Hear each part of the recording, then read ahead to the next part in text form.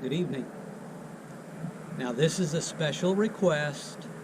One of the staff members suggested that I do one of these videos in my kayak. So this is by request, and they really had to twist my arm to do this. And I know some of you won't believe that this was a request. You know, Gene Bossy, Ray Fought probably won't believe it. But it really is. This is a special request. So here we are. I mean, we're the Riverside Church of Christ, right? So here we are on the river. But it makes me think of all the references in the Bible about water, and there are a lot of them. Depending on the translation that you use, upwards over 700 times a reference is made to water. And in one of those, Jesus has just fed the 5,000. And he's told his disciples to go on ahead, go across the Sea of Galilee, and he'll meet them there. And so they do. They get in the boat, and they start off across the Sea of Galilee, and a big storm blows up. And they see a figure walking towards them on the water. That must have been a frightening sight to see. The Bible says they were afraid.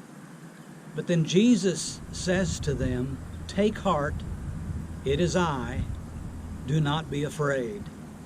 And so they recognize that it's Jesus. And Peter said, "Lord, if it's you, command me to come to you on the water."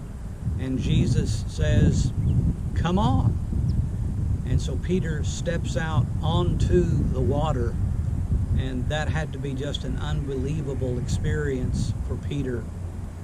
And he starts walking towards Jesus, but then he notices the waves, and he becomes afraid, and he begins to sink, and he cries out, "Lord, save me."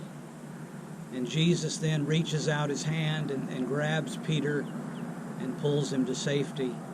And then he says to Peter, "O you of little faith, why did you doubt?" And here we have another one of those questions from Jesus. Why did you doubt? And did you put yourself in the story? Are there ever times when you doubt?